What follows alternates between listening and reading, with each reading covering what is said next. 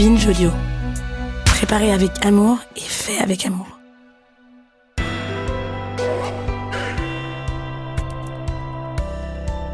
Salut, c'est Naomi Titi et vous allez écouter la deuxième partie du 100e épisode des Couilles sur la table. Je suis toujours avec le docteur en sociologie Anthony Fouet qui a écumé les applis de rencontres gays pendant 7 ans de recherche pour écrire une thèse.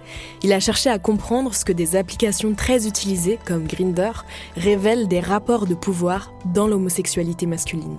Dans la première partie de cet entretien, il nous a raconté d'où viennent tous les scénarios et les scripts sexuels qui sont les plus répandus sur Grindr. On a vu que la place des stéréotypes de genre est déterminante dans la sélection des partenaires potentiels. Les hommes qui ont le plus de succès sur les applis gays, ce sont souvent ceux qui représentent une masculinité brute, virile. Et à l'inverse, la féminité est souvent très déconsidérée. Ces clichés de genre se retrouvent jusque dans les rôles sexuels. Quand on est viril, quand on est musclé, on est vu comme actif, c'est-à-dire comme celui qui pénètre l'autre. À l'inverse, les hommes qui ont une allure plus féminine sont largement catégorisés comme passifs, ceux qui sont pénétrés. Alors qu'en réalité, les rôles sexuels sont bien plus fluides que ça dans l'homosexualité masculine.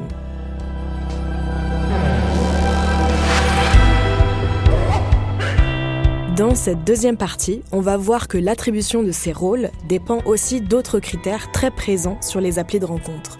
C'est l'appartenance raciale ou alors les critères liés à l'âge. On peut par exemple rappeler le fétichisme assumé de l'écrivain et chroniqueur Yann Moix pour les jeunes femmes asiatiques, ou encore l'obsession de l'acteur Leonardo DiCaprio pour les femmes de 25 ans, alors qu'il en a le double.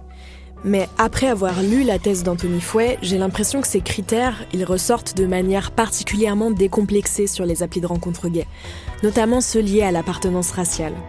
Par exemple, j'ai appris que jusqu'en 2020, il y avait la possibilité de mettre des filtres ethniques sur Grindr. Ça veut dire qu'on pouvait paramétrer l'appli pour avoir accès seulement à certains groupes raciaux et en exclure d'autres. Bon, ça n'existe plus, mais de nombreux utilisateurs mettent encore en avant leur groupe ethno-racial sur leur profil, ou alors on peut souvent lire dans les descriptions ou dans les conversations des choses comme « cherche black »,« cherche rebeu » ou à l'inverse « pas d'asiate ». Dans sa thèse, Anthony Fouet a consacré tout un chapitre aux masculinités gay racisées, et ce qu'il explique, c'est que ces critères raciaux, ils ont tout à voir avec la construction de la masculinité. Avant qu'on décortique les stéréotypes raciaux et la façon dont ça s'imprime dans l'imaginaire sexuel gay, j'ai commencé par lui demander de rappeler ce que c'est que le rapport social de race.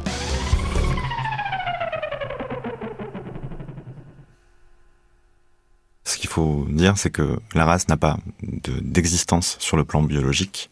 Les chercheurs sur la question sont assez formels. Différentes races humaines n'existent pas. En tout cas, on peut parler certains de phénotypes, par exemple, qui est une expression de certains gènes qui pourraient du coup teinter la couleur de peau ou donner certains attributs corporels. Et la sociologie, c'est plutôt emparer en fait de la question raciale en disant elle a une existence sociale, à défaut d'avoir une existence biologique. Parce que les individus, les normes, en fait, considèrent que il y a certains groupes raciaux auxquels on peut attribuer et définir selon un ensemble de critères qui va avoir un effet sur les comportements, les interactions. On parle de rapport social parce que c'est encore une fois un effet en fait itératif entre les individus et ou d'autres normes qui fait que ça se construit en fait et que c'est pas uniquement l'autodétermination des personnes qui fait qu'on peut se sentir appartenir ou non à un groupe considéré comme racial. Sur les applications, ça se joue de manière assez corporelle. Tout va se jouer sur la couleur de la peau auquel on va rattacher du coup plusieurs identités raciales. Donc celle que moi j'ai pu observer, c'est arabe ou rebeu, homme noir ou black et les hommes asiatiques. À partir de cette catégorisation raciale, les utilisateurs vont associer des caractéristiques de comportement en fait. Et quand on les analyse de plus près, ça renvoie à un registre de la masculinité qui vient réaffirmer en fait une forme de binarité entre le masculin et le féminin. Donc les hommes noirs et les hommes arabes sont souvent rattachés à la masculinité brute, virile, authentique, comme pour les hommes blancs, mais ça va en fait devenir un cran supplémentaire en fait de la masculinité. Alors des fois c'est par excès. Les utilisateurs peuvent dire Enfin, c'est trop, quoi. Trop et trop viril. Ouais, c'est trop viril, donc du coup, on va taxer ça les enquêtés peuvent signifier ça comme une forme de machisme qui n'a pas lieu, notamment dans l'homosexualité masculine.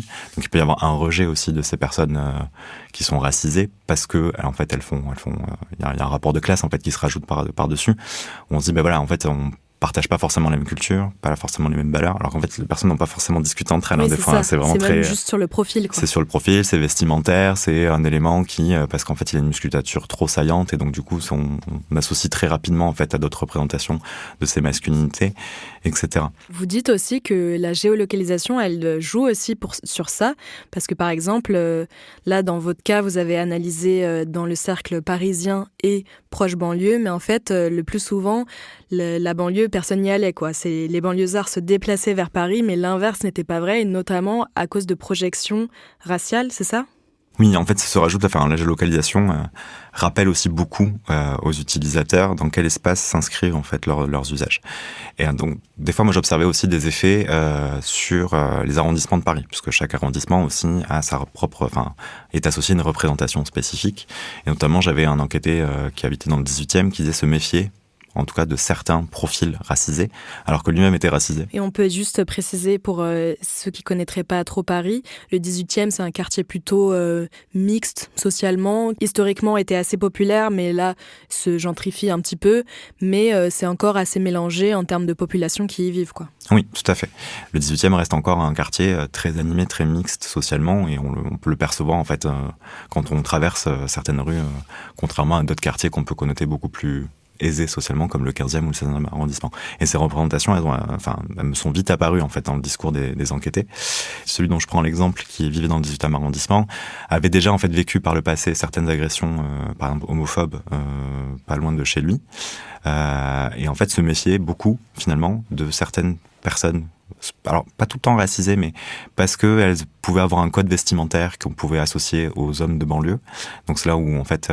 Comme quoi par exemple ?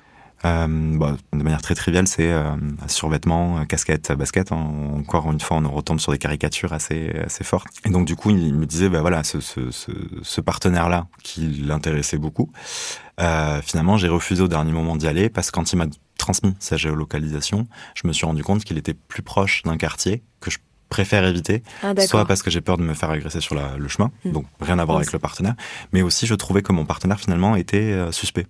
En fait, il me montrait différentes captures d'écran et il me disait, en fait là, il a le tatouage placé à cet endroit-là et finalement il a plus le tatouage sur l'autre photo. Et donc il commençait vraiment à fortement suspecter le partenaire et finalement il a coupé court à l'échange. En fait, ces figures de la masculinité noire et arabe se superposent en fait à une logique aussi classiste. Et c'est en ça que je m'appuie un peu sur les travaux de Florian Voros et Maxime Servul sur la figure du lascar, donc qui est une figure érotisée et beaucoup reprise dans la pornographie sexuelle, et dont une partie des utilisateurs peut mobiliser pour s'appuyer sur un univers en fait de fantasmes très spécifique. Parce qu'en fait, c'est une figure qui est plutôt recherchée. En fait, c'est assez ambivalent. D'un côté, on peut la fuir pour certaines caractéristiques liées à la peur de se faire agresser ou quoi. Mais d'un autre côté, c'est recherché parce que c'est vu comme très viril et donc excitant, quoi. Oui, il y a une ambivalence parce que du coup, à la fois, il y a une hyper-virilité qui peut être recherchée pour à la fois des caractéristiques corporelles qu'on présuppose aux hommes noirs et arabes qui auraient une certaine force par nature, une musculature plus saillante, avec souvent aussi associée à une taille de pénis plus importante, donc qui refont écho aux critères de la masculinité désirée.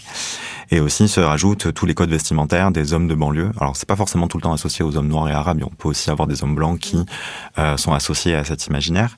Et c'est en ça qu'en fait ça reproduit les rapports de pouvoir. C'est que du coup il y a à la fois soit un désir de domination de ces personnes-là, ou à l'inverse, de vouloir se faire dominer par ces personnes-là. Et surtout, ce que vous dites dans votre thèse, c'est que ces stéréotypes-là d'une masculinité un peu naturelle, bestiale presque, en fait, c'est pas récent, ça vient de toute une histoire coloniale. Oui, tout à fait. Enfin, parler forcément des constructions sociales de la masculinité et associer en fait à la racialisation, ça fait forcément écho à l'histoire coloniale où on reprend certains imaginaires, notamment de cartes postales avec des corps qui représentaient d'une certaine manière, donc plutôt avec un état de brutalité associé à ces corps, qui ont été réappropriés en partie, notamment par les codes de la pornographie, qui en fait ont été alimentés en fait dans cet univers-là et qu'après on retrouve forcément sur Grindr puisque ça permet en fait de construire certains scripts spécifiques avec ce type de masculinité. Et c'est quoi justement les scripts qu'on associe au lascar par exemple ? Plutôt les rapports de domination. Donc du coup, vu qu'on les associe à un corps qui sont plutôt grands, forts, pour les hommes arabes plutôt plus pileux par exemple, on va les associer donc du coup à cette masculinité dominante et voilà. Pour en revenir à la pornographie, j'ai découvert en préparant cette émission une chaîne de production qui s'appelle Cité Beurre et qui fabrique tout son contenu autour de cette figure du lascar. C'est le fantasme du mec de banlieue en jogging, basket, casquette, chevalière, chaîne en or. Et puisqu'ils sont perçus comme hyper virils et dominants, on s'imagine que ces hommes sont forcément hétéros dans leur vie publique et qu'ils font du sexe avec d'autres hommes seulement en cachette, dans des parkings de cité par exemple. Là, on est complètement dans l'imaginaire de la masculinité brute et naturelle qu'on avait un peu développé dans la première partie de cet entretien.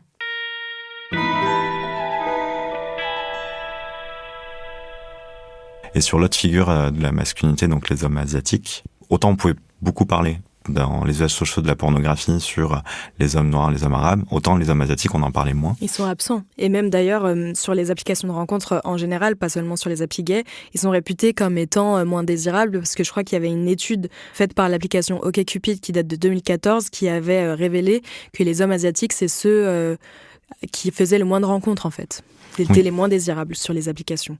Et ça, est-ce que ça se vérifie aussi sur Grindr ?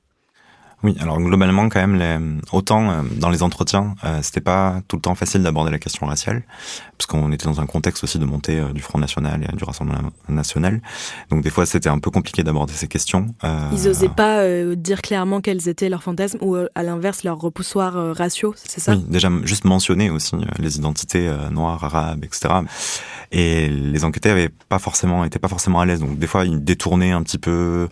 Autant les hommes arabes et noirs n'arrivaient pas forcément à le dire, ou par des périphrases où je le comprenais justement quand on partageait les historiques de conversation, des choses comme ça, donc a posteriori. Mais pour les hommes asiatiques, pour le coup, dire clairement que ça n'intéresse pas ou les qualifier, c'était beaucoup plus décomplexé, beaucoup plus facile, parce que le discours politique aussi sur le racisme envers les personnes asiatiques est arrivé beaucoup plus tardivement dans la société française. Et ça s'est beaucoup ressenti dans le terrain. Et donc les hommes asiatiques, on les associe, les enquêtés me le disaient très clairement, ce sont des femmes, ce sont des enfants. Donc quand j'essaie de les inviter à expliquer, bah oui, c'est évident, en fait, leur corps est plus frêle, leur corps est plus mince, ils sont glabres, ils sont des passifs par nature. J'ai eu aussi cette expression-là qui m'avait été donnée. Et c'est vrai que le contraste était assez fort et assez frappant, et donc du coup, caractériser la masculinité asiatique était plus simple pour les enquêtés. En plus, c'est souvent affiché sur les profils. Le pas d'asiate, il est encore très fréquent, même aujourd'hui, quoi. Oui, alors que le pas d'homme noir ou arabe est moins fréquent. Enfin, en tout cas, je l'ai moins observé. Vous pouvez voir aussi sur le même niveau d'équivalence, sur les profils, des fois, pas de folle, pas d'asiate, qui montre aussi, en fait, comment la figure de la masculinité asiatique est plutôt associée à la féminité, au-delà des critères corporels.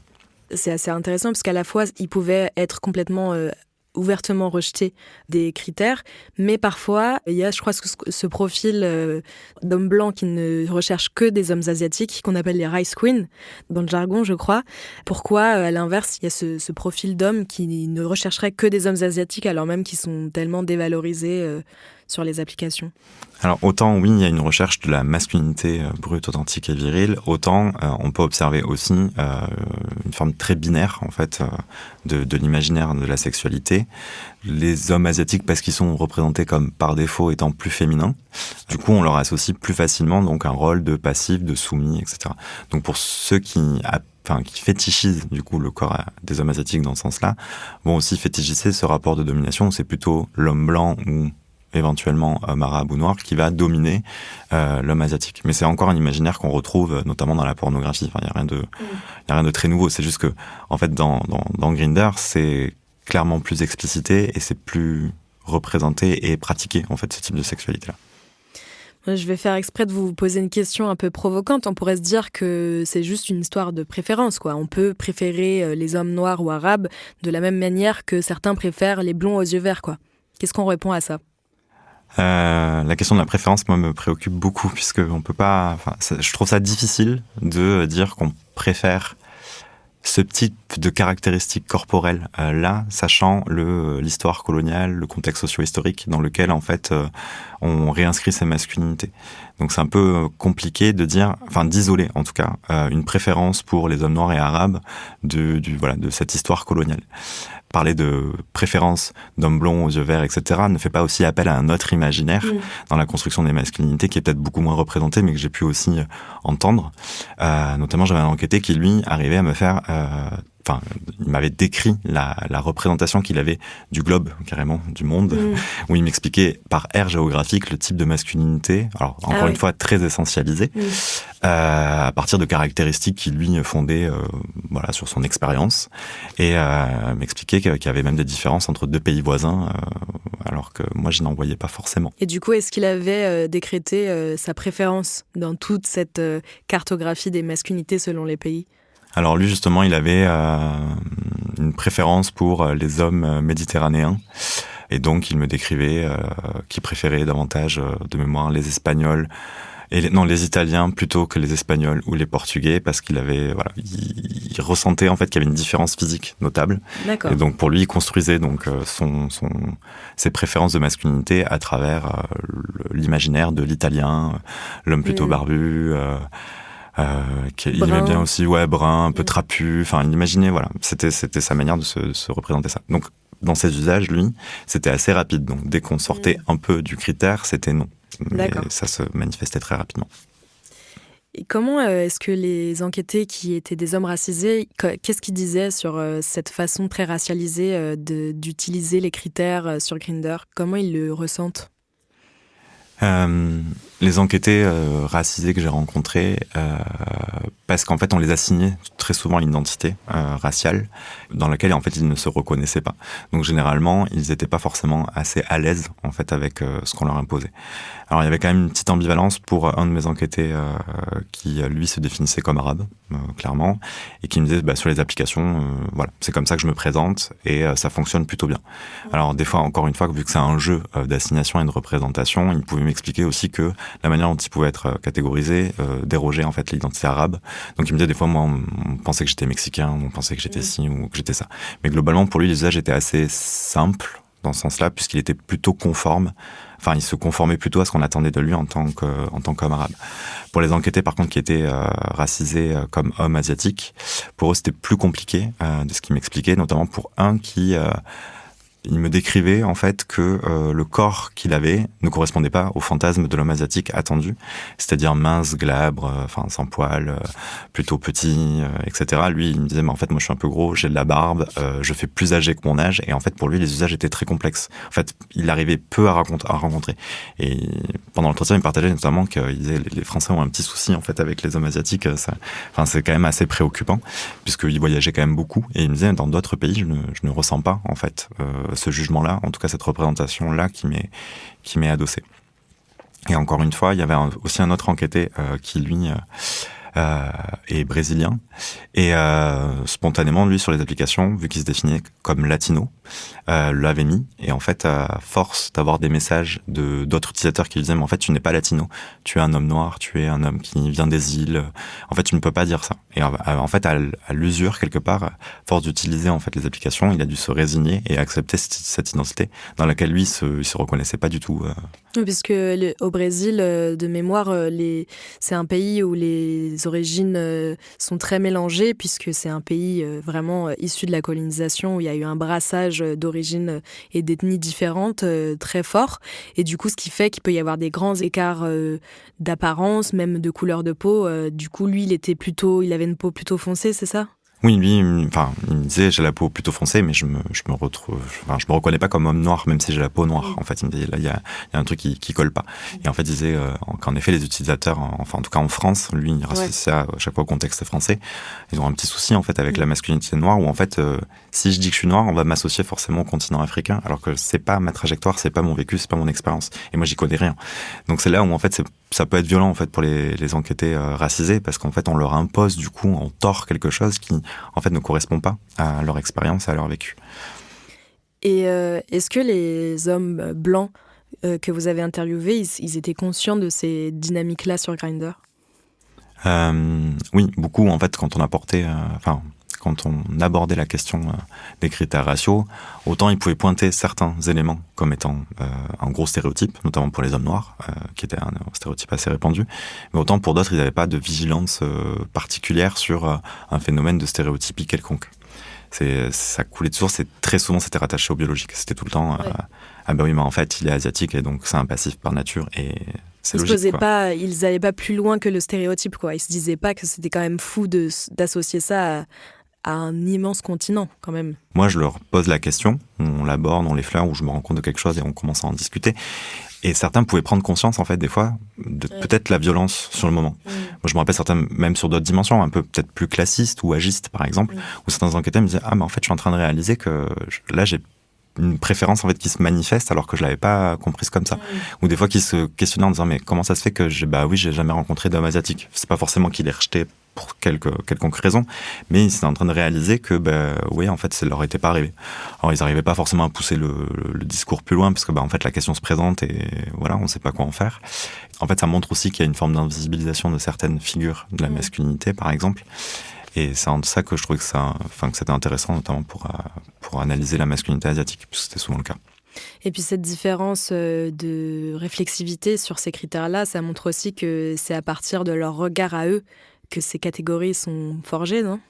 Oui, en partie. C'est eux qui revéhiculent des catégories qui sont déjà forgées auparavant des usages. Dans ma tête, j'essaie aussi d'éviter de tout en dire que Grindr crée en fait ce qui se produisait sur Grindr. La violence qui est à l'œuvre sur les réseaux, elle n'est pas, à mon avis, nouvelle. Quand on parle, par exemple, des petites annonces sur le journal Guépier, on retrouve en fait les mêmes critères raciaux et on retrouve pareil les images d'hommes noirs un peu coloniales d'une certaine manière. Enfin tout ça, on le perçoit en fait dans les images et l'iconographie qui est mobilisée. Ce journal, il date de quand ? De mémoire, je crois qu'il a été diffusé dans les années 70-80. En fait, l'imaginaire, quand on creuse un peu, on se rend compte qu'il vient bien toujours de quelque part. En fait, c'est pas Grindr qui va créer en fait ça. De la même manière que les scripts sexuels rapides, le scénario de la rencontre du plan direct, elle est pas nouvelle non plus. Ça peut pas, ça flotte pas en fait. C'est juste ça s'appuie déjà sur quelque chose de préexistant.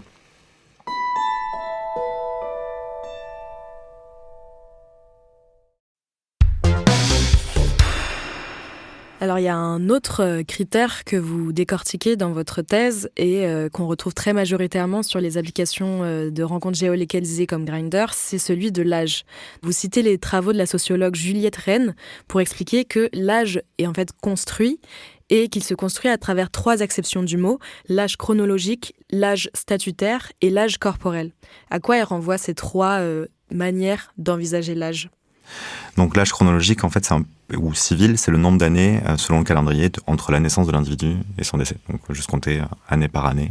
Donc c'est très c'est l'âge très qui est sur notre carte d'identité, voilà. Quoi. Et ensuite il y a l'âge statutaire qui est plutôt considéré comme les grandes étapes de la vie. Donc l'enfance, l'adolescence, la jeunesse, jeune adulte, 3e âge, etc. Notamment sur le fait, par exemple, d'être adulte, c'est intéressant parce que du coup l'âge adulte en sociologie est plutôt un impensé.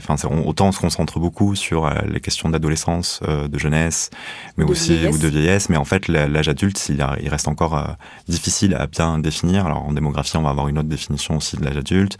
Par exemple, la stabilité d'une union ou la stabilité financière peut jouer sur ce critère-là, mais ça reste des fois un peu flou et on peut pas borner en fait ces âges statutaires. Ça fait toujours un peu écho aux normes, c'est qu'on s'intéresse toujours à ce qui va sortir un peu de la norme d'une certaine manière, et en fait la norme on la questionne peu. Donc c'est vrai que c'est en ça que l'âge adulte est moins questionné.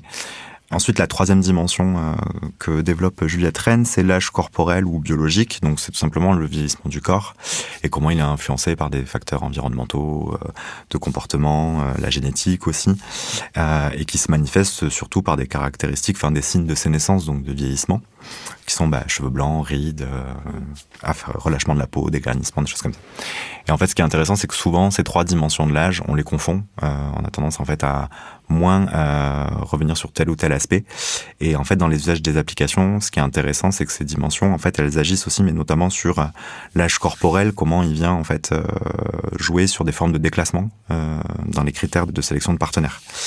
En fait, ce qui est assez surprenant dans les usages, c'est que très rapidement, comme les critères de masculinité dont on a parlé, c'est que l'âge des 30 ans est souvent évoqué comme étant la limite à passer à l'âge trop vieux. Passer le tournant des 30 ans, ça y est, on est vieux. Oui, pour reprendre certaines expressions même d'enquêter, on est périmé, quoi. Donc c'est assez... on se dit 30 ans, bon, c'est quand même encore un peu jeune, mais... Et surtout, c'est assez surprenant quand on sait que dans le cas des relations hétéros, c'est l'inverse. Pour les hommes, il y a cette expression, les hommes vieillissent comme le vin, c'est-à-dire plus ils prennent de l'âge, plus ils deviennent désirables, alors que là, c'est pas du tout comme ça que c'est perçu, quoi. Oui, tout à fait. C'est assez... moi, c'est unilatéral, c'est de chaque côté des partenaires, c'est à partir de 30 ans, on est vieux. Après, c'est variable, c'est pas une limite stricte des 30 ans, c'est plus ou moins 30 ans. Au plus l'individu est jeune et au plus il m'expliquait ça pouvait être un peu plus bas. En fait, la barrière, c'est après 27 ans, non, je ne rends compte pas. Et au plus il vieillit et au plus ça s'assouplit, cette barrière-là. Mais en fait, ça permet quand même de baliser un peu mieux comment la jeunesse reste quand même une norme très forte. Quand vous dites jeunesse, c'est quel âge ? Ce qui est associé à la jeunesse, très souvent, c'est entre 25-30, voire 35 ans. Si on prend quelque chose d'un peu plus assoupli après la trentaine, puisque c'est un peu ambivalent. Moi, j'avais des enquêtés qui me disaient avoir dépassé l'âge chronologique des 30 ans. Donc, il y avait 33 à 34, mais qui, en fait, continuaient à afficher sur leur profil qu'ils avaient 30 ans. Oui, mais parce ça. qu'eux-mêmes disaient, moi, mon entourage ne me dit pas que je fais 30 ans, et je fais plus jeune. Et ça permet d'échapper au filtre de l'âge, parce que j'ai aussi vu ça, que parfois, en fait, les utilisateurs mettent le filtre avec comme limite les 30 ans. Donc, même s'ils n'ont pas l'air d'avoir plus de 30 ans, s'ils ont mis qu'ils avaient 30 ans ou plus dans leur profil, ça apparaît même pas, quoi. Tout à fait. Du coup, ça permet en fait de ressortir dans la grille d'accueil des profils. Et donc, en fait, c'est là où je me suis aussi intéressé à ces personnes qui mentaient, entre guillemets, sur leur âge. En fait, c'est toute une stratégie un peu de passing. En fait, c'était de montrer aussi à travers le profil qu'on pouvait paraître plus jeune. C'est ça, parce que le passing, pour expliciter, c'est le fait de passer pour. On dit souvent ça pour les personnes trans qui, au fur et à mesure de leur transition, quand elles transitionnent d'un genre assigné à un autre, le fait de passer pour un homme, par exemple, pour un homme trans, c'est le fait d'être reconnu comme un homme par n'importe qui dans la rue. Donc là, le passing avec l'âge, c'est le passing de vingtenaire, quoi. Oui, c'est ça. Et donc en fait, c'est là où je retrouvais sur certains de ces individus qui se faisaient paraître plus jeunes, mais de quelques années en réalité. Donc autant en utilisant donc sur le profil la mention, mais aussi vestimentairement parlant, ou encore une fois avec en se prenant en photo, et parce que le corps est très travaillé par le sport, la musculation, des choses comme ça. Ou moi-même, quand l'enquêtait me montrait son profil et par rapport à qui j'avais en face, j'étais un peu surpris des fois du décalage. Mais en fait, c'est pas vraiment un décalage, c'est juste que c'est une autre perception de lui qui nous laisse avoir. Et donc c'est comme ça qu'en fait certains enquêtés qui sont un peu déclassés sur la question de l'âge peuvent se maintenir dans un espace de rencontre qui peut être assez discriminant sur cette question. Sinon, je crois qu'il y avait cette notion de passing inversé que j'avais jamais lu. Il y a un de vos enquêtés qui fait exprès d'avoir l'air plus jeune en portant un survêtement, en ayant un air un peu sportif. Je crois qu'il a 37 ans, comme ça. C'est un homme blanc et il a presque un air, un style de mec de banlieue selon les stéréotypes, quoi. Oui. Quelques-uns des trentenaires qui ont dépassé 30 ans m'expliquaient donc du coup mentir donc sur leur âge en déclarant sur le profil. Et en fait, quand ils me montraient donc leur photo de profil, c'est là où je percevais qu'ils utilisaient donc des codes vestimentaires pour pouvoir paraître plus jeunes, en effet. Et du coup, ce qui fait un effet de classe intéressant aussi, puisque c'est des hommes qui étaient plutôt CSP+, mais qui, avec cette allure-là, ces vêtements-là, donnaient un côté plus populaire, quoi. Oui, mais en fait, leur profession, pour certains dont je me souviens, ils travaillaient dans la finance ou dans la banque ou des choses comme ça. Et puis quand je les interpellais en fait sur le fait que leur profil, je leur disais pourquoi t'as choisi ce vêtement-là, pourquoi ça, même eux, ils n'avaient pas l'air de réaliser. Je pense pas que la stratégie était vraiment consciente. Mais pourquoi il y a cette barre des 30 ans ? Pourquoi c'est la jeunesse qui est recherchée sur Grindr ? En fait, on associe encore une fois la jeunesse au corps dynamique, le corps très souvent sculpté, athlétique, dans la force de l'âge. Donc en fait, chaque fois, si on pousse un peu plus, on revient encore sur les critères de masculinité, d'une certaine manière. Après, il y a aussi d'autres figures de la masculinité qu'on retrouve encore une fois dans la pornographie, qui est la figure du twink, qui est plutôt le garçon un peu naïf, je dis le garçon, mais l'homme un peu naïf, à qui on associe quelque chose d'un peu plus enfantin, un peu plus mince, qui est très jeune en fait. Qui est très jeune, et donc du coup, on retombe encore une fois sur une perception un peu binaire en fait. Quelqu'un qui va se définir comme actif, en fait, va pouvoir être intéressé par les twinks. Par les twinks, par exemple. On traduit par minet en français d'ailleurs. Oui, c'est ça. Et donc en fait, analyser l'âge comme ça par rapport à la frontière des 30 ans, plus ou moins 30 ans pour le désirable, permet en fait de faire ressortir les catégories de trop vieux et de trop jeunes, qui sont des catégories repoussoires. En fait, à la fois, le corps jeune va être valorisé, mais ce qu'on va reprocher aux trop jeunes, c'est pas leur plastique, entre guillemets, qu'on essentialise. C'est pas, dans l'imaginaire des enquêtés, c'est plutôt de se dire, on est jeune, donc forcément, on a un beau corps, selon les normes. Mais on associe aussi un manque d'expérience de la sexualité. Les enquêtés me disaient, mais en fait, moi, je peux pas coucher avec quelqu'un qui a moins de 20 ans ou moins de 22 ans parce que je le considère trop inexpérimenté. Il a pas encore débuté, entre guillemets, sa vie. Il a pas fini ses études, il va pas être assez mature. Donc c'était comme ça qu'on me le présentait. Ce qui peut être vrai d'ailleurs. Il y a quelques-uns de vos enquêtés qui expliquent que leur première arrivée sur Grindr, c'est un peu surprenant parce que c'est des codes qu'on apprend à la dure, si personne nous en parle. Oui, tout à fait. Mais ça dépassait encore plus l'usage, c'était carrément la sexualité, la pratique de la sexualité. C'est les enquêtés qui me décrivaient ces catégories d'hommes trop jeunes et qui ne voulaient pas, c'était de me dire, mais en fait, ils sont pas expérimentés sexuellement. Je peux pas envisager ça. Et puis après, ça rejoint en fait un imaginaire que certains m'associaient des fois à de la pédophilie en me disant, en fait, je peux pas être trop jeune. Moi, ça me rappelle en fait telle ou telle personne de ma famille, ou ça me rappelle telle ou telle. Donc je peux pas imaginer ça. Et à l'inverse, trop vieux, là pour le coup, c'était plutôt les caractéristiques corporelles qu'on dépréciait. Donc les signes de sénescence dont je vous parlais, donc on m'explique que il est un peu dégarni, ça me plaît moins, il a de l'embonpoint. On généralise encore à outrance sur ce que c'est la vieillesse. Il me disait par expérience, sur le nombre d'années en fait où j'utilise les applications, au fur et à mesure que je vieillis, je vois que j'ai moins de rencontres en fait. Je plais moins, j'attire moins, etc. Même déjà en observant les profils sur l'application, on voit qu'à mesure en fait que les individus en avance en âge, en fait, ils disparaissent un peu de la grille des profils. Donc autant on observe encore des trentenaires, des quarantenaires, mais en fait au-delà, ça commence à devenir plus compliqué d'en identifier juste en observant les usages. J'ai vu un enquêté notamment qui avait 53 ans et qui m'expliquait à quel point c'était très compliqué de pouvoir rencontrer. Il passait beaucoup de temps à discuter sur les applications, mais sans vraiment aboutir à une rencontre physique. Et il me disait vraiment, sur les dernières années en fait d'usage, je me rends compte que je rencontre plus du tout. Et à l'inverse, en fait, autant devenir invisible sur les réseaux, c'est compliqué du coup pour faire des rencontres, parce que d'autres espaces, ça devient aussi difficile quand on est plus âgé de s'y inscrire. Donc, même les espaces de sociabilité physique de la vie gay, Oui, il y a très peu d'espaces en fait qui représentent les hommes gays qui sont vieux. Et à l'inverse, pour les enquêtés qui me disaient accepter, pour certains en tout cas, coucher avec des hommes plus âgés, bien plus âgés, donc au-delà de la quarantaine. Je me rappelle surtout de cet enquêté en particulier qui m'expliquait, moi je veux bien avoir des relations avec des hommes vieux. Il avait quel âge ? Lui de mémoire, il avait la trentaine d'années. Il avait, je crois, 32 ans, il me semble. Lui disait que, en fait, il pouvait pas accepter plus qu'une fellation, en fait, de la part de ces hommes-là. Donc, en fait, c'était lui qui décidait quel contenu il allait avoir dans l'échange sexuel, et il le restreignait, en fait, même si la personne, son partenaire plus âgé, souhaitait plus. Lui, en tout cas, il refusait. Donc, en plus d'être invisibilisé sur les réseaux, ou en tout cas d'avoir une moindre valeur sur ce marché de la rencontre, l'accès à la sexualité aussi est un peu plus réduit, et avoir telle ou telle pratique est aussi beaucoup plus restreint. Selon, du coup, l'acception biologique de l'âge, il y a l'idée que c'est un corps vieux, donc c'est connoté dégoûtant, ou est-ce que c'est ça ? C'est pour ça qu'il ne veut pas avoir de pénétration, par exemple, avec des hommes plus vieux ? Oui, on associe, en fait, comme dans la société en général, la vieillesse est quand même fortement dépréciée. Le corps, parce que voilà, il a des rides, parce que la peau est relâchée, parce qu'il il a des marques, des cicatrices. Justement, cette enquête me disait, mais en fait, un corps qui vit, qui est marqué, c'est normal. Il a l'âge, il a l'expérience. Enfin, c'est la vie, quoi. En fait, c'est juste, c'est comme ça. D'ailleurs, il revenait très souvent sur le mot entretenu, qu'il trouvait assez violent.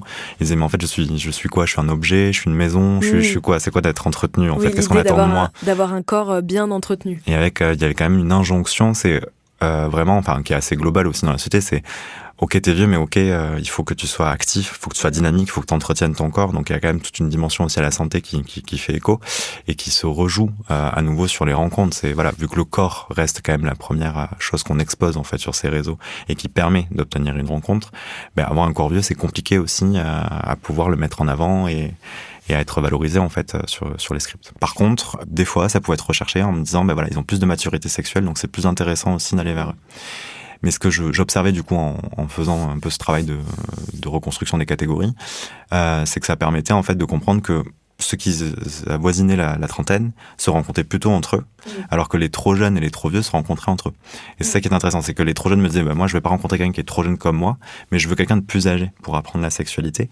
Et inversement, les trop vieux me disaient, en fait moi je veux pas d'autres trop vieux parce qu'ils ils sont pas beaux, quoi, en gros. Et en fait je préfère aller vers plus jeunes, mais vu que les trentenaires, en fait, ils refusaient d'avoir les trop vieux, ils se rabattaient sur les trop jeunes. Donc c'était intéressant de voir un peu cette dynamique qui pouvait se construire. Donc c'est à l'échelle de quelques entretiens, bien entendu, et on voyait que, j'arrivais à percevoir du coup cette érotisation jeune-vieux qu'on retrouve encore une fois dans l'univers et l'érotisme entre hommes. Et avec la figure du daddy, par exemple. Voilà, du daddy ou encore du berce, qui peut représenter aussi une figure d'une masculinité un peu plus mature, qui présente un peu plus d'embonpoint, de la pilosité, etc. Qui veut dire ours en français. Du coup, ils assumaient cet aspect-là, quoi. Oui, les berces sont construits un peu en opposition à la norme du corps qu'on retrouve majoritairement dans l'homosexualité masculine, dans la culture de l'homosexualité masculine. Et c'est en ça que, du coup, ces catégories, quand même si des fois elles stigmatisent, elles permettent aussi à certaines formes de masculinité, à certains groupes sociaux dans l'homosexualité masculine, d'avoir une existence quelque part. Et d'avoir un peu quelque chose qui permet de leur avoir des rencontres. Parce que vieillir sur les applications gays, c'est pas forcément facile. Et ces cas spécifiques des hommes plus vieux qui recherchent des hommes très jeunes, cette dynamique du coup daddy-boy qui renvoie à l'image du père mais l'image pornographique, c'est pas le père stricto sensu et le boy qui est le garçon quoi, qui est à peine majeur. C'était quelle dynamique exactement qui se créait? Il y avait quand même cette recherche de la part des plus jeunes enquêtés qui sont allés vers des profils plus matures de dire en fait moi c'est plutôt une rencontre sérieuse que je veux, c'est quelque chose de plus établi dans le temps, je veux aussi je recherche en fait c'est chez les personnes plus âgées plus de maturité dans la sexualité, quelque chose d'un peu moins violent aussi parce que pour eux les gens qui étaient un peu plus âgés qu'eux ou du même âge qu'eux, pour eux c'était plutôt de se dire les relations sexuelles que je vais conduire avec eux vont être peut-être un peu dures, la sexualité sera un jeu pour eux, alors que moi j'imagine, parce que je suis plus jeune et parce que je veux quelqu'un qui est plus vieux, ça sera quand même beaucoup plus stable en termes de relations. Pour les plus âgés, il y avait quand même, de ce que je percevais, la dimension plus érotique corporelle était quand même plus présente de ce que j'avais compris en entretien que les plus jeunes enquêtés qui, eux, mettaient plus en avant quand même la maturité quoi, sur le devant. Du coup, il y avait quand même des formes d'apprentissage, mais qui restent des apprentissages assez bienveillants, pour expliquer comment ça fonctionne ici. Des fois mettre en garde aussi. C'était fais gaffe un peu à toi parce qu'en fait sur les applications c'est pas forcément tout le temps simple. Les personnes peuvent être un peu directes, un peu cash. Et dans le cas des relations entre les très jeunes et les considérés très vieux sur Grindr, est-ce qu'il y a quand même pas une forme de rapport de force qui peut naître ? Oui, alors autant tout à l'heure je pouvais parler de formes d'érotisation entre les rapports jeunes-vieux ou une bienveillance qui peut s'établir, il y a aussi quand même tout un pan des usages qui peuvent être vécus comme violents et même des fois basculer sur des formes de violence sexuelle. Notamment j'ai analysé dans ma thèse le mouvement MeToo Gay qui a apparu en 2019. En fait, il y a d'abord eu un article sur Vice qui a été écrit par Mathieu Fouché qui s'appelle « À la recherche du MeToo Gay ». Et quelques mois après partir de janvier 2021, ça a émergé sur Twitter, qu'on appelle maintenant X, où ça a commencé par le tweet d'un jeune homme qui s'appelait Guillaume, qui avait 20 ans, il était étudiant et il a lancé le MeTooGay pour témoigner d'un viol qu'il aurait subi de la part de l'ancien élu parisien du PCF. Il a mis fin à ses jours quelques jours après avoir fait ce tweet-là, mais après Guillaume, il y a eu des milliers et des milliers de témoignages sous le hashtag MeTooGay. Et du coup, beaucoup de relatent des cas de violences subies dans l'enfance, notamment d'inceste, mais en dehors de ces circonstances, il y a justement cette dimension de l'âge qui revient beaucoup, le grand écart d'âge entre eux et leur agresseur.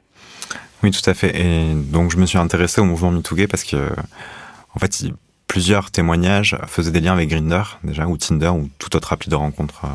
En fait, ce qui était aussi intéressant de s'intéresser au MeTooGay, c'est de montrer que déjà, les violences sont pas forcément exclusives, les violences sexuelles sont pas forcément exclusives aux applications de rencontre, qu'en fait, elles ont lieu aussi dans d'autres espaces de rencontre. Donc ça, il y a pas mal de témoignages qui en parlent. Mais en fait, ça venait conforter ce que j'avais pu analyser un peu à la marge en fait dans mes entretiens. J'avais quelques enquêtés, notamment les très jeunes, les plus jeunes de mon échantillon, qui avaient entre du coup celui de 16 ans. Après, je l'avais rencontré une deuxième fois. Il était un peu plus âgé, il avait 18 ans. Il m'avait relaté certaines expériences de violence.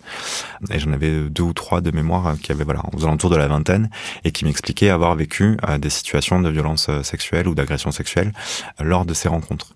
Il y a forcément des dissymétries, en fait, à la fois sur l'âge, mais en fait, l'âge, derrière, qu'est-ce que ça recouvre? C'est l'expérience de la sexualité, c'est comment, en fait, on applique la sexualité, comment on l'entend, comment on la définit. Et c'est là où on peut voir des fois un peu des différences de génération aussi, sur la manière de penser les lieux de rencontre, comme on disait. En fait, l'histoire des rencontres homosexuelles se font beaucoup aussi à travers le prisme des rencontres anonymes et directes.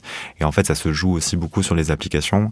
Et donc, il y a une ambivalence d'un point de vue du consentement. Autant, je trouve que sur Grindr, le consentement peut être même presque exemplaire. En fait, on peut tout dire, tout expliquer dans la conversation. Même ça va très vite. On peut même, j'ai vu certains historiques de conversation où on peut aller jusqu'à dire, tu vas éjaculer à tel endroit et pas à un autre, tu vas faire ci, tu vas faire ça. Oui, et ça peut être vraiment millimétré. Autant, des fois, il y a beaucoup de non-dits qui peuvent se mettre en place et que le simple fait déjà d'être sur l'application ou de discuter ou d'accepter d'aller sur le lieu de la rencontre est déjà considéré comme un consentement acquis. Et c'est là aussi, ça devient très difficile d'infléchir, en fait, ce consentement. Parce qu'on est allé jusqu'à la porte du domicile. Je me sens, les enquêtés me disaient des fois, je me sens pas capable de dire non à ce moment-là. D'autres me disaient, en fait, moi, je peux dire non à tout moment, mais c'était finalement ceux qui étaient soit les plus dominants, ceux qui avaient toutes les caractéristiques corporelles qui n'avaient pas de difficultés aussi à rencontrer sur les applications, mais ceux qui étaient moins expérimentés, qui avaient moins d'opportunités en fait de rencontres, se sentaient plus obligés d'accepter un rapport sexuel, même si ça se conduisait pas tout à fait comme ils l'auraient voulu ou souhaité. Vous parlez de l'expression de la baisse par politesse. Oui, c'est ça. Et j'avais plusieurs enquêtés qui me disaient, en fait, plein de fois, je suis sorti de là et j'ai l'impression d'avoir baisé par politesse. C'est-à-dire qu'on a fait, en fait, le script comme il était attendu. Donc tout s'est déroulé comme un plan normal, de ce qu'il me décrivait.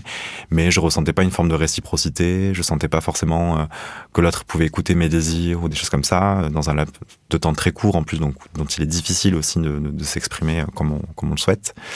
Et avec une séparation aussi très, très rapide, qui donne aussi la sensation d'avoir été pris et rejeté. Et en fait, cette temporalité du scénario, elle ajoute beaucoup au ce sentiment de baiser par politesse. Et pour les plus jeunes, notamment, ce qui est un peu dur, c'est d'apprendre ce script, en fait, de la sexualité directe. Un peu comme ça sur le tas, j'ai envie de dire, en fait, en fait, on arrive chez quelqu'un, on se déshabille, et puis, ça peut aller vraiment très vite. Et du coup, ça peut être déjà vécu comme une violence en soi. Oui, s'ils ne savent pas, avant d'y aller, comment ça va se passer, en fait, ça surprend. Forcément. Oui, forcément. Et donc, du coup, ça peut être compliqué. Et puis après, juste les pratiques aussi sexuelles en tant que telles, où certains enquêtés plus jeunes me disaient, mais en fait, même j'ai pu dire non, en fait, à ce moment-là. Et en fait, la personne ne l'a pas compris comme ça. N'a pas entendu le non. Les enquêtés n'employaient pas le terme forcément de viol, mais je sentais qu'ils avaient du mal à qualifier ce qu'ils avaient vécu. Et c'était assez compliqué aussi en entretien d'entendre ça. Puis vous dites aussi que... Ouais. Vu que le consentement paraît très clair dans la conversation, où chaque acte est demandé de façon très scénarisée, tout est prévu. Il y en a un même qui dit, une fois que c'est calé, quoi. On revient pas dessus. Ça veut dire que, par définition, c'est pas vraiment du consentement, parce que normalement, le consentement, il peut être révocable à n'importe quel moment, finalement. C'est vraiment ça, c'est que du coup, dès qu'on utilise l'application et qu'on arrive chez la personne, dire non est pas envisageable. En fait, la place du non, finalement, je trouvais qu'elle était peu présente. Il y a peut-être éventuellement ce moment où la personne arrive dans l'appartement, il y a un petit verre qui se met en place avant de passer à la suite de la rencontre, où certains enquêtés me disaient, là par contre des fois j'arrive à dire stop. Et en fait la symétrie moi que j'identifiais, même si c'était pas forcément simple, c'est plutôt celui qui accueille, donc le maître moi je l'appelle ça le maître des lieux, qui a plutôt l'ascendant en fait sur la décision. Il va pouvoir dire moi là je mets un terme, voilà, tu t'en vas, etc. Et c'est là où ça se retraduit aussi dans les rapports de pouvoir liés à l'âge, c'est que pour les plus jeunes enquêtés qui sont souvent étudiants, qui n'ont pas forcément avoir les moyens d'avoir un grand logement ou qui sont en colocation, etc. Mais eux ou me même disaient, chez leur famille. Ou même chez leur famille, me disaient mais en fait moi je préfère aller chez le partenaire. Et c'est là où les choses en fait se jouaient un peu moins en leur faveur aussi, c'est qu'ils avaient moins de prise après pour pouvoir stopper par exemple le plan ou avoir un peu la main dessus sur la négociation. Ils disent qu'ils se sentent coincés dans certains de vos entretiens. Oui, tout à fait. Et donc là, c'est vraiment que au-delà du symbolique ou de l'interaction, c'est vraiment physiquement en fait, ils se sentent coincés parce que voilà, la porte s'est fermée derrière. Certains enquêtés même racontaient que la porte avait été fermée à clé, enfin des choses comme ça. Donc c'est assez complexe en fait à débuter sa sexualité en plus quand on a un âge aussi jeune. Voilà, d'arriver dans ce type de manière de faire la sexualité, des fois peut être assez complexe. Je trouve que c'est finalement assez proche de beaucoup de témoignages de violences sur les applis en général. Sur d'autres applications dans des relations hétéros, par exemple, je pense qu'il y a plein de meufs aussi qui se sont retrouvées à des endroits et qui ne savaient pas comment allaient se dérouler les choses et qui se sont fait surprendre, en fait. Et c'est aussi cette idée de pas éclaircir le consentement et jusqu'où on peut dire non. Ça, finalement, c'est assez universel. Oui, c'est pas du tout propre aux applications de rencontres gays. J'avais lu aussi des témoignages de femmes hétérosexuelles justement sur Tinder qui racontaient des situations qui étaient très similaires en fait. C'est pas la spécificité, c'est que au-delà même de dire non, en fait, c'est aussi quelque part dire oui aussi des fois en fait, de savoir qu'est-ce qu'on souhaite aussi, c'est pas forcément évident pour les enquêtés, ça je l'ai remarqué aussi, c'est que on accepte un peu par défaut, enfin dans les normes, dans ce qui est attendu du rapport sexuel, mais c'est difficile aussi de verbaliser, de dire exactement ce qu'on souhaite, ce qu'on désire aussi en termes de pratique sexuelle. Et ça, c'est aussi à des moments où, quand on a peu d'expérience de la sexualité, c'est compliqué de se forger en fait, voilà, ce qu'on désire. Et c'est là où je pense que Grindr pourrait être aussi plus intéressant si c'était plutôt un espace un peu plus bienveillant déjà, mais aussi d'exploration de la sexualité, quoi. Donc c'est ambivalent, parce que du coup le script sexuel permet en fait voilà, d'avoir un scénario un peu efficace pour les rencontres gays et qui se déroule très vite, et en même temps en fait il a plein de zones d'ombre, de flou, qui ne permet pas en fait voilà, d'aller faire des petits détours en fait un peu du script, et finalement le script un peu interpersonnel, la négociation, elle reste plutôt limitée, enfin, ou alors elle est plutôt à l'avantage de ceux qui maîtrisent déjà le scénario, et c'est en ça que c'est assez dommage. Je dois aussi rappeler que sur les applis ou les sites de rencontres gays, les violences ne sont pas seulement intracommunautaires. Il arrive que des utilisateurs soient piégés dans des guet-apens homophobes. Des faux rendez-vous leur sont proposés sur Grindr ou sur d'autres plateformes comme le site coco.gg, et quand ils s'y rendent, ils se font agresser, voler ou même tuer par d'autres hommes. Selon le média Tétu, un guet-apens homophobe a lieu chaque semaine en France. Je vous renvoie vers l'enquête documentaire qu'ont menée les journalistes Sarah Brett, Mathieu Magnodex et David Perrotin pour Mediapart sur ce sujet. Le film s'appelle Guet-apens, des crimes invisibles.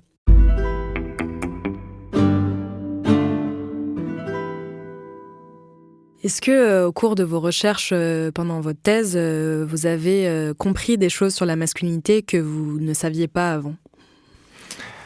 Déjà, je m'attendais peut-être pas à avoir des rapports de pouvoir aussi prononcés, aussi marqués. Ça, c'était peut-être une de mes plus grandes surprises, mauvaises surprises entre guillemets, si je sors un peu du rôle de sociologue.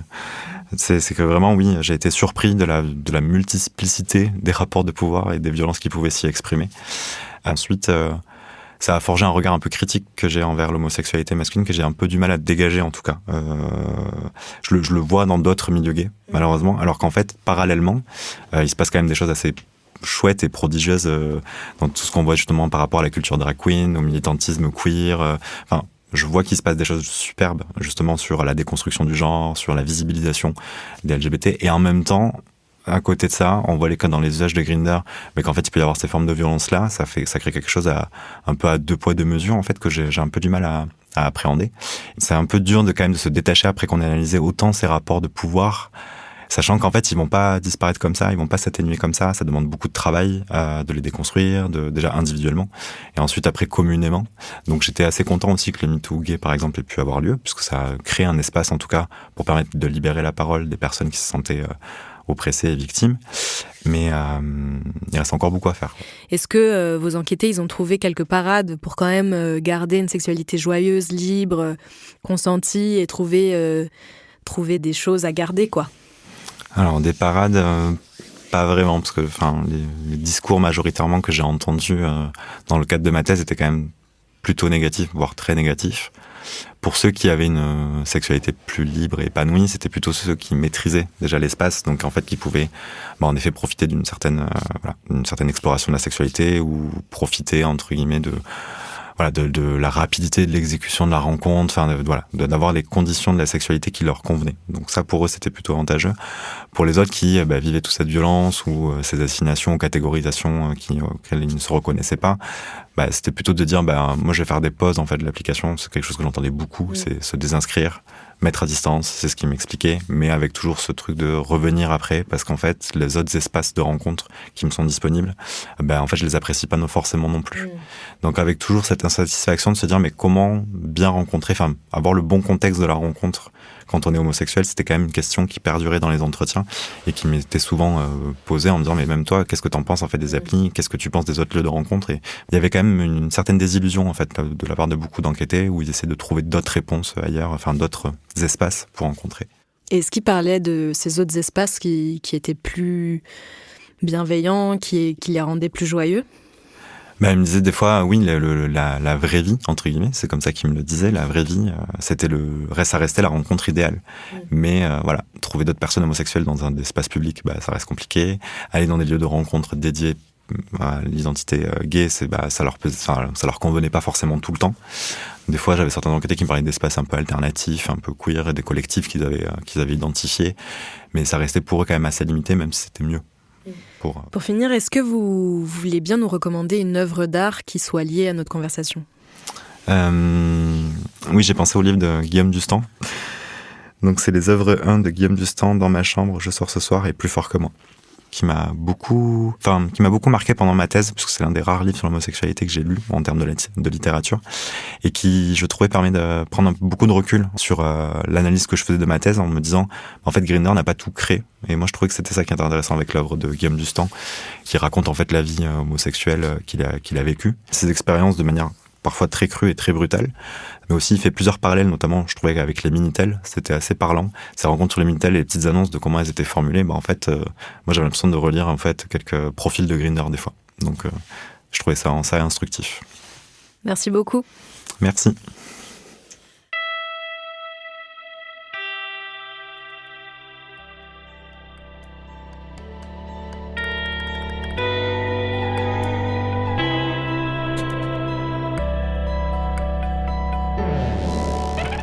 Voilà, vous êtes arrivés au bout de cet entretien en 2 parties avec le docteur en sociologie Anthony Fouet.